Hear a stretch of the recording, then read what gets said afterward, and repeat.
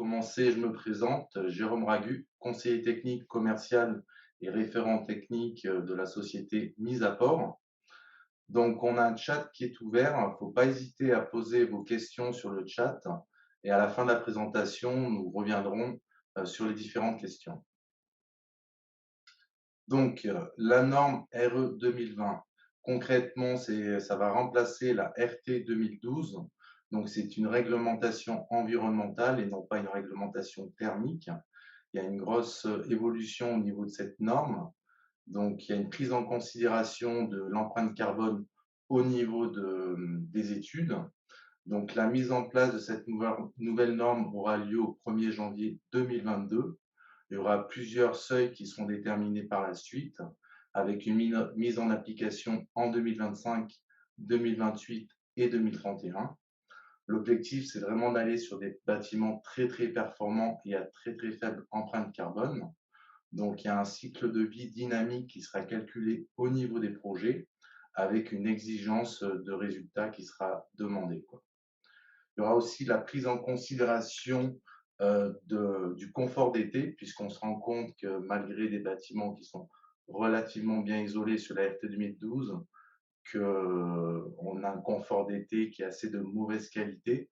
Donc, il y a un point qui est vraiment développé à ce niveau-là, donc c'est quand même très, très intéressant d'appuyer là-dessus. Il y aura une amélioration de la qualité de l'air intérieur qui sera prise en considération, donc avec la mise en œuvre de VMC de meilleure qualité de type double flux. Donc aujourd'hui, on va vous présenter en fait une maison. En fait, on va vous construire une maison qui sera adaptée à ces nouvelles normes. Donc moi, je vais commencer par la partie mise à port et fondation radiée. Et par la suite, Robin s'occupera de l'élévation du bâtiment. Donc, mis à part, nous, on est industriel suisse depuis une quarantaine d'années. On est fortement implanté sur le marché suisse. Depuis quelques années, on commence à ouvrir le marché français. Au niveau du produit, ce qui est intéressant, c'est que c'est un produit qui est fabriqué à partir de bouteilles de verre usagées, c'est-à-dire qu'on va recycler, revaloriser même un déchet pour en faire un matériau de construction. Donc, ces bouteilles de verre sont concassées et broyées. On obtient une farine très fine qui est mélangée avec 2% d'activateur minéral. Par la suite, on a une cuisson à 900 degrés. Le verre fond et la poudre à lever fait mousser le verre. Et en sortie de four, on obtient un gâteau de verre cellulaire qui se brise en granulats. Donc, on obtient un granulat qui a différentes caractéristiques. Donc, déjà, qui est isolant. Donc, c'est quand même le point le plus intéressant à mettre en avant. C'est un granulat porosité fermée très important, c'est-à-dire qu'il n'y a pas d'absorption d'eau, il n'y a pas de rétention d'eau, il n'y a pas de remontée capillaire.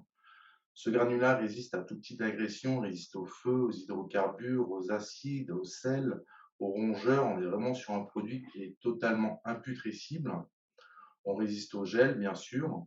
On est certifié par différents organismes, par un avis technique européen de type CE1. C'est le plus haut niveau de certification qu'on peut avoir en Europe, qui permet de garantir un contrôle qualité en interne et en externe très élevé, et surtout qui permet de garantir comme quoi on a 100% de la production de nos matériaux qui ont des caractéristiques équivalentes ou supérieures aux valeurs déclarées. On a aussi une certification, enfin des essais complémentaires plutôt à l'ENPC à Marne-la-Vallée. Donc, c'est des essais triaxes qui ont permis de certifier son comportement en chargement cyclique pour pouvoir valider l'application du mise à port en application d'isolation sous radier en zone sismique, même sous des bâtiments à très forte charge, puisqu'on a un comportement qui est équivalent, voire supérieur à des graves conventionnels, jusqu'à des contraintes de charge de 200 kPa d'exploitation. On a aussi une certification FDES, donc fiche déclaration environnementale et sanitaire, qui permet de justifier tout ce qui est énergie grise et empreinte carbone au niveau du produit. Donc, je vais y revenir un petit peu après. Et on a aussi une certification donc CSTD qui permet donc de justifier l'application du matériau en isolation sous dallage et sous fondation type radier. Donc, c'est exactement un DTA, document technique d'application, qui se rattache à notre avis technique européen. Donc, au niveau de l'empreinte carbone, on est sur un matériau qui est certifié sur une durée de vie de 100 ans. On pourrait très bien imaginer que même au-delà, le matériau il est totalement imputrescible, donc il peut même résister 150, 200 années sans aucun problème, puisqu'on est vraiment sur quelque chose d'inaltérable. On a fait un petit tableau comparatif avec d'autres solutions conventionnelles. Donc sur la gauche, vous avez la couche de forme mise à port. On est sur une résistance thermique de 3,23. On est sur une empreinte carbone de 10 kg de CO2 par mètre carré. À votre droite, vous avez une couche de forme avec une plaque d'isolation, où là, on est sur une empreinte carbone de 15 kg de CO2 par mètre carré. Donc là, on peut bien voir que déjà, on a une empreinte carbone qui est bien plus faible à d'autres solutions conventionnelles, sachant que les solutions conventionnelles sont certifiées pour une durée de vie de 50 ans, justement, et que nous, à contrario, on est certifié pour 100 ans en plus. Donc, à l'heure actuelle, les bilans carbone sont faits sur une période de 50 ans, mais si les normes doivent évoluer au niveau des études, si on doit calculer sur 100 ans, on est quand même sur quelque chose qui est largement plus avantageux que les solutions conventionnelles. Donc, pour vous parler un petit peu de la solution technique au niveau des ponts thermiques, donc cette nouvelle norme on va de plus en plus aller sur des modes constructifs avec isolation thermique par l'extérieur ou des modes constructifs avec isolation répartie, type construction bois. Donc là, en bas à gauche, vous avez une construction conventionnelle en fondation filante long green, mur maçonné avec isolation thermique par l'extérieur. On peut bien voir qu'on a un pont thermique au niveau du pied de mur. Donc il y a différentes solutions techniques pour limiter ce pont thermique, mais en aucun cas on arrivera à le supprimer. Sur la coupe du centre, vous avez une construction de fondation type vide sanitaire, donc fondation filante long green et poutre alourdie isolée. Donc pareil, on a un pont thermique au niveau de la long green. On peut éventuellement le limiter, mais le pont thermique sera toujours existant. Et là, sur la coupe que vous avez à côté de moi, donc là, on a une fondation type radier avec une bêche de mise en gel qui est obligatoire.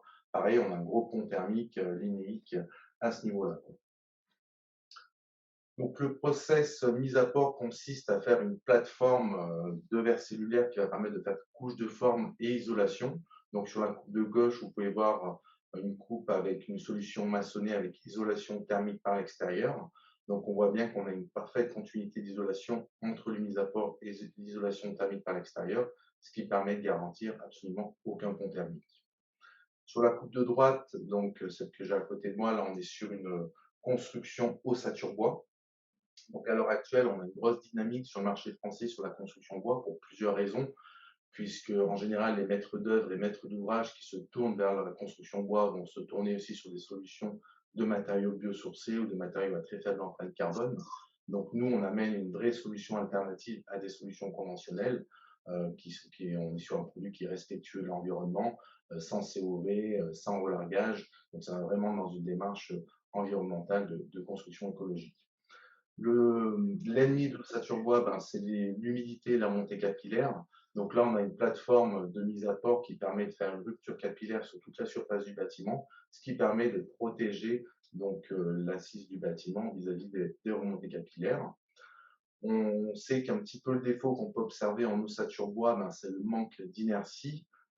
L'inertie, c'est quelque chose qui est quand même très important pour pouvoir faire des matériaux de qualité, des constructions, excusez-moi, de qualité, performantes et confortables. Donc là, on a sur le mise à port en radier qui va faire un minimum 20 cm en béton armé, ce qui permet de ramener une grosse masse d'inertie dans le bâtiment. Donc, un autre sujet de la RE 2020, c'est la qualité de l'air intérieur. Donc, on va de plus en plus parler du radon, à savoir que le radon, à titre indicatif, c'est la deuxième source du cancer du poumon après la cigarette. Vous avez en comparaison autant de décès du radon en France que de décès sur les routes. Ça permet d'avoir une valeur de comparaison. Donc, sur la coupe de gauche, vous avez une construction traditionnelle en dallage sur terre-plein. Ce qui va se passer, c'est que le radon va s'accumuler sous le dallage et ensuite se dépressuriser dans le bâtiment. Du coup, on a du radon qui va s'accumuler à l'intérieur du bâtiment. Sur la coupe du centre, donc là, vous avez une construction mise à port avec fondation type radier, à savoir que donc on n'a plus de bêche de bisorgel, donc il n'y a rien qui va bloquer en fait le radon sous le bâtiment. Le mise à port, on a un vide intergranulaire de 30%, ce qui permet de pouvoir drainer naturellement le radon à l'extérieur de la plateforme. Alors, on va juste traiter les points singuliers, donc tout ce qui est réseau, ainsi de suite, puisqu'il peut y avoir un petit peu de dilatation à ce niveau-là. Donc, tous les points singuliers sont à traiter, mais il n'y a aucun risque d'infiltration de radon au niveau du radier, puisque le radier, on est sur un béton armé de 20 centimètres en double tri soudé où il n'y a aucun retrait à ce niveau-là, donc il n'y a aucun risque de fissuration, donc aucun risque d'infiltration de radon. Donc moi, j'ai commencé à construire la maison, j'ai posé une mise à port et le radier, on va dire que c'était peut-être le plus facile d'ailleurs. Robin va prendre la suite, il va s'occuper de toute l'élévation du bâtiment pour vous amener des solutions techniques écologiques qui répondront à ces nouvelles normes. Voilà, je vous remercie pour votre attention et on se retrouve à la fin de la présentation pour des questions. Merci, à toi Robin. Donc, je suis Robin Trollez, je travaille donc sur la société Blockywood. Alors, ma présentation va commencer. Donc, je vais présenter rapidement la société, ensuite le Blockywood par rapport aux avantages, la conception, les solutions 100%, 100% en bois, un projet avec Blockywood, et puis on finira par une petite étude de cas avec Jérôme sur un projet qui a été réalisé avec une construction Blockywood sur mise à port. Alors, Blockywood est fabriqué par la société Dominov. Donc, c'est une société qui a été créée donc avant 2011. La première maison a été faite en 2011, donc sur la partie Blockywood. De 2011 à 2016, on a fait des études en laboratoire pour étudier les caractéristiques mécaniques des blocs, la présence sur le marché de Blockywood, comment on pouvait s'intégrer sur le marché de la construction en France. Ça a débouché sur un avis technique expérimental, donc un ATEX du CSTB, Sciences scientifiques et techniques du bâtiment, en 2016. Et on a fait évoluer cet ATEX en 2018 sur une certification CTB composants et systèmes par le FCBA. Donc ça nous garantit une fabrication de qualité avec une traçabilité et des caractéristiques mécaniques par rapport à ce qui va sortir de notre usine. Donc c'est assez important à l'heure actuelle d'avoir une traçabilité et une qualité de ce qu'on fait sortir de l'usine. Et aujourd'hui, en 2020, on est à peu près une centaine de projets, donc on a résumé par une centaine de maisons réalisées à notre actif. Donc nous, Blockywood, on va être fabricant et fournisseur. On ne va pas faire de mise en œuvre. Ça, on le verra à la fin, mais je le précise tout de suite, comme ça évitera les quiproquos par la suite. Alors, Blockywood, qu'est-ce que c'est? L'innovation réside dans le fait que nous fabriquons des éléments pour faire des constructions bois sans montant en bois massif. Comme on peut le voir sur la coupe ici, les caissons sont d'une hauteur d'étage, avec la flèche qui est là sur le côté, uniquement composés en panneaux. Donc, c'est des panneaux de bois type OSB avec un panneau à l'extérieur qui est un Fibertech RWH. On va pouvoir décomposer en un élément simple l'ensemble des façades d'un projet. Donc, il ne faut pas se dire que Blockywood, c'est uniquement des caissons qui sont très standardisés. Non, là-dessus, on est capable de faire du sur-mesure. On a bien sûr des blocs courants pour les éléments de mur pleins. Mais par contre, on va avoir la possibilité de faire des éléments sur mesure pour les linteaux, les allèges, etc. Donc, on est un produit qui va être porteur, 9 tonnes au mètre linéaire, isolé, en fibre de bois uniquement, ce qui nous permet d'avoir un produit 100% bois, ce qui fait partie vraiment des valeurs qu'on défend. Avec un R à partir de 5,26, on peut compléter l'isolation après sur le chantier si on veut aller chercher un R plus important pour des constructions type passif, par exemple. Un autre point très important dans la construction d'un mur, ça va être l'étanchéité à l'air. Donc nous, le point très important, c'est qu'il n'y a pas de membrane de frein vapeur, d'adhésif, etc. L'étanchéité à l'air se fait dans une rainure qui est dans laquelle on vient mettre un joint d'étanchéité. Et après, les blocs sont intrinsèquement étanches à l'air puisqu'ils sont collés sur les 6 faces. Ça, c'est un point très important pour la qualité de ce qui va être mis en œuvre. Et le concept aussi est ouvert à la diffusion de vapeur d'eau. Alors souvent, on dit perspirant, mais perspirant, c'est pas un terme que j'aime employer parce qu'il n'est pas clair. Je préfère utiliser ouvert à la diffusion de vapeur d'eau. C'est un peu plus long, mais au moins, c'est très clair dans ce qu'on va dire. En fait, l'idée, c'est qu'on a un panneau très ouvert à l'extérieur et un panneau un peu plus fermé à l'intérieur, ce qui va nous permettre d'avoir une diffusion de l'intérieur vers l'extérieur. Vraiment, le concept est là-dessus. Donc, l'idée, c'est d'avoir tous ces éléments-là, mais que ce soit simple à mettre en œuvre. Donc, on a des petits éléments, donc hauteur d'étage, comme j'ai dit, qui vont être fixés par vissage. On vient couturer en fait tout simplement les blocs entre eux, à l'intérieur et à l'extérieur. On voit que la façade ici est légèrement en retrait par rapport au montant. Donc voilà, ça va être simple à mettre en œuvre une fois qu'on aura fait les plans de mise en production. Donc manu portable, on accède à tous les chantiers. Et voilà, l'idée, c'est aussi d'être là-dessus et pas faire de la préfabrication de grandes dimensions qui peut parfois être laborieux à mettre en œuvre et à lever.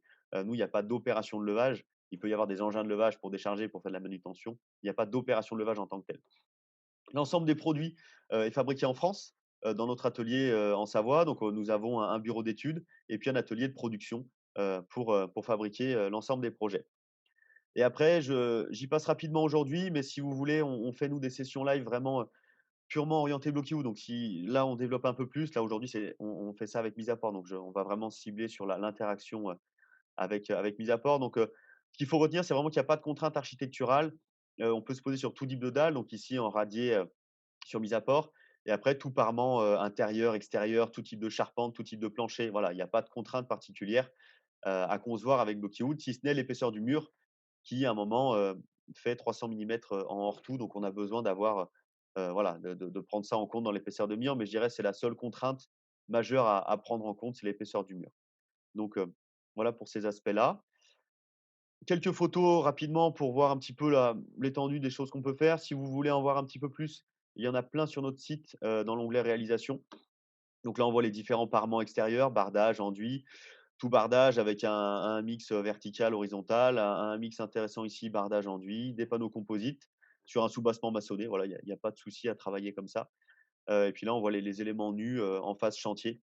Donc là, on est sur de la fermette, ici un toit plat. Et ici, je crois que c'était une charpente radiée à cet endroit-là et de la fermette ici. Enfin voilà, vraiment tout est possible, avec le bloc, heu, au niveau architectural. Alors, ici, on est quand même là pour parler un peu de construction qui soit performante, donc d'avoir un concept, bioclimatique qui soit complet et cohérent. Donc c'est pour ça que chez Blocky-Wood, on va fournir, de plus en plus le lot complet, structure, et isolation, en ayant vraiment en tête d'avoir, une construction qui soit performante. Donc bien sûr, on va fournir la partie mur, hein, bien entendu, donc mur droit, pignon sans problème. La partie plancher avec, plancher poutre en I, dalle ou bois massif comme on veut, et puis des charpentes, donc qui soient traditionnelles ou toit plat par nos soins, et des fermettes par un partenaire qui nous fait des fermettes, en fonction de nos plans. Alors nous, sur la partie charpente, ce qui est important, c'est que, on ne conçoit pas une charpente comme étant un simple élément mécanique.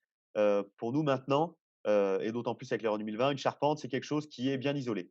Donc il faut qu'on puisse concevoir une charpente, dans laquelle on puisse au moins avoir 300 millimètres d'isolant, pour qu'on soit, performant à cet endroit-là. Donc on va vraiment concevoir les charpentes dans cette optique-là, et pas des choses qui soient simplement mécaniques et qui soient galères à isoler et à faire et sur lesquelles, ça va être compliqué de faire une bonne étanchéité à l'air. Donc c'est pour ça que tout de l'eau structure est intéressant, intéressant là-dessus. Donc, rapidement, j'évoque, les aspects de la conception bioclimatique, mais encore une fois, nous, on est fabricants, donc on va travailler à partir de plans qu'un tiers aura fait. Donc, on peut mettre en œuvre les meilleurs produits du monde. Si la conception est pas en accord avec des aspects bioclimatiques, avec une certaine cohérence, là-dessus, la performance sera pas du tout au rendez-vous. Donc voilà, ça, c'est important de le savoir. Si on met des grandes baies vitrées sans casquette, sans rien, on aura beau avoir mis des bons murs, à côté, le soleil rentrera par la baie, et donc là, ça générera des inconforts à l'intérieur. Donc voilà, le principe d'une conception bioclimatique, c'est d'avoir, je dirais, des casquettes pour se protéger, de la chaleur estivale et du rayonnement solaire, l'été, et d'accueillir, le rayonnement solaire l'hiver par des grandes baies vitrées bien exposées, se protéger des vents dominants, mettre assez peu d'ouverture sur la partie nord. Voilà, avoir une bonne ventilation, on l'a évoqué pour la partie radon, mais ça vaut aussi pour le renouvellement de l'air intérieur, que nous générons du CO2 en respirant, donc il faut l'évacuer. Donc voilà, je vous laisse après vous renseigner plus globalement sur la conception bioclimatique, mais dans les grands principes sur la partie structure, on va être vraiment là-dessus. Donc bien sûr, une bonne isolation, et etc. Donc un projet avec Blockwood, comment ça se passe? Donc nous, on va partir, comme j'ai dit, de plans qui vont être réalisés par des tiers. On va réaliser des plans de mise en production, donc en ayant pris en compte, toutes les contraintes, et les différents complexes, donc le parement extérieur, intérieur, si c'est sur, radier sur mise à port, et cetera, pour qu'on puisse nous faire un plan de mise en production sur lequel on va se mettre d'accord avec l'entreprise qui va faire la mise en œuvre, et ensuite on va lancer la production là-dessus. Donc voilà. Après, qui va mettre en œuvre? Donc Lockheed est destiné, principalement à des entreprises, du bâtiment, donc à des professionnels. Nous sommes en train de développer, tranquillement un réseau de partenaires. En fait, c'est des entreprises avec lesquelles on a déjà travaillé, avec lesquelles ça s'est bien passé, qu'on va mettre en avant. Mais sinon, n'importe quelle entreprise du bâtiment est en mesure de, nous acheter des produits pour faire des extensions sur élévation ou maison complète. Et ensuite, nous, en étant organisme de formation, on va pouvoir venir le former sur le chantier, pour que la mise en œuvre se passe bien et que tout soit compris par l'ensemble des interlocuteurs qui vont intervenir sur le chantier. Donc voilà. Après, sur la partie donc coût, hein, parce qu'à un moment, c'est le nerf de la guerre. Donc sur notre site, normalement, vous n'avez pas pu trouver de prix au mètre carré de bloc, parce qu'en fait, on préfère vraiment chiffrer au projet.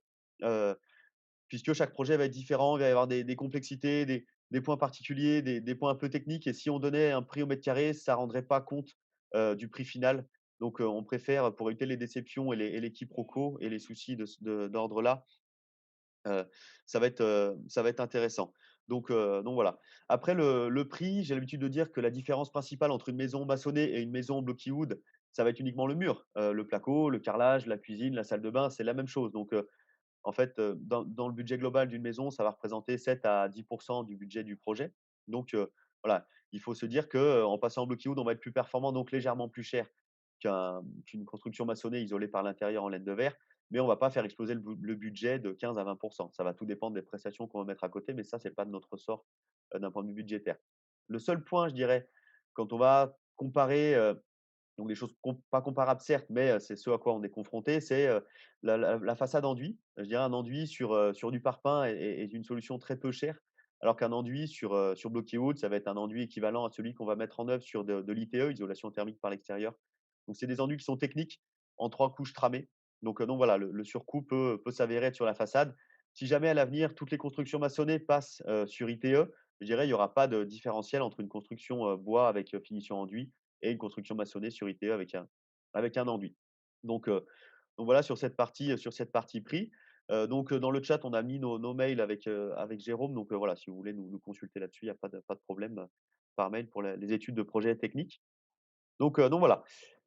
Sur la partie globale, Blockywood, j'ai rapidement terminé, hein. Nos sessions live sont là pour aller dans le détail. Donc là, on a une coupe qu'on a réalisée avec, un Blockywood ici et puis le mise à port. Je vais peut-être laisser Jérôme reprendre la main, pour expliquer un petit peu le bas, les différentes dimensions, les épaisseurs et tout ça.